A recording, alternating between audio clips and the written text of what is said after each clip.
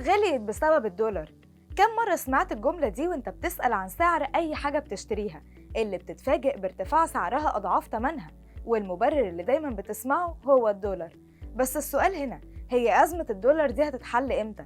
وهل فعلا بدأت تتحل؟ والحكومة بتعمل إيه علشان تحتوي الأزمة؟ وإيه هو البرنامج اللي الحكومة ماشية عليه علشان تحلها؟ أنا ماريا مجدي وكل ده هنعرفه في الفيديو ده. مصر عانت خلال الفترة الأخيرة من أزمة نقص العملة اللي اشتكى منها قطاعات كتير زي السيارات والمستوردين وغيرهم من القطاعات التانية. الأزمة دي سببت ارتفاع كبير في الأسعار ووصلت للضعف تقريباً، وده اللي خلى ناس كتير تسأل هو الوضع ده هيفضل لإمتى؟ بس بحسب موقع العربية، الحكومة شغالة لحل الأزمة دي من خلال 6 محاور. بس يا ترى إيه هم ال6 محاور اللي هيحلوا أزمة الدولار؟ بص يا سيدي، المحور الأول هو برنامج الطروحات الحكومية اللي أعلنت عنه الحكومة من شهور، وبدأت في تنفيذه خلال الأيام الأخيرة من خلال بيع شركة المصرية للاتصالات. وبحسب تصريحات وزير المالية محمد معيط إن الهدف من البرنامج ده هو فتح طرق للاستثمارات الأجنبية، وقال كمان إننا بنستهدف جمع 2 مليار دولار قبل نهاية يونيو الجاري من برنامج الطروحات، وإن الاقتصاد المصري جذب استثمارات أجنبية كبيرة خلال النص الأول من العام المالي. والهدف من الإجراءات والإصلاحات اللي بتتم دي طبعاً هو عودة الاقتصاد المصري للنمو القوي والمستدام. بس إيه بقى أصلاً برنامج الطروحات الحكومية ده؟ أنا أقولك، البرنامج ده أعلن عنه رئيس مجلس الوزراء من فترة، وبيشمل طرح 32 شركة في البورصة أو لمستثمرين استراتيجيين، وده علشان نجذب استثمارات أكبر ونقدر نزود حجم مصادرنا من العملة الأجنبية. أما المحور الثاني فهو خاص بقطاع السياحة، وبحسب العربية فصندوق النقد الدولي توقع أن ترتفع إيرادات مصر من السياحة خلال ال5 سنين اللي جاية بشكل تدريجي لحد ما توصل لأكتر من 28 مليار دولار في 2028، وبكده هتزيد بنسبة 155% بالنسبة للإيرادات المتوقعة خلال العام المالي الجاري.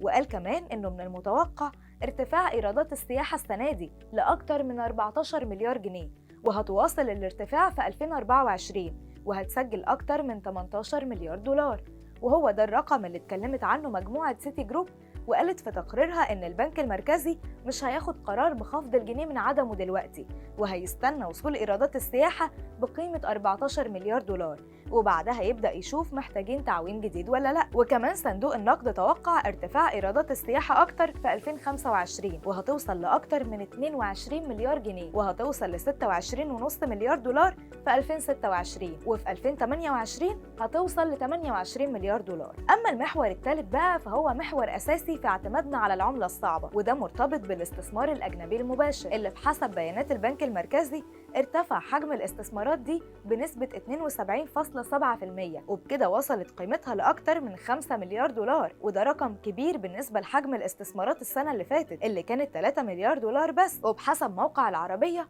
تحويلات المصريين من الخارج ارتفعت لأكتر من 27 مليار دولار في 2020 ووصلت الارتفاع ل 31 مليار دولار في 2022، لكن للأسف تراجعت خلال 2023 ل 12 مليار دولار. لكن رغم تراجعها إلا أن تحويلات المصريين من المحاور اللي لسه بنعتمد عليها في توريد العملة الصعبة. ده كمان الصادرات ارتفعت بشكل كبير جدا خلال 2022 وحققت رقم قياسي ووصلت ل 51 مليار دولار، وده رقم تاريخي ما حققتوش قبل كده. أما آخر محور بقى فهو إيرادات قناة السويس اللي ارتفعت إيراداتها خلال 2022 ل 7 مليار دولار، وحققت خلال النص الأول من العام الحالي ل 4 مليار دولار.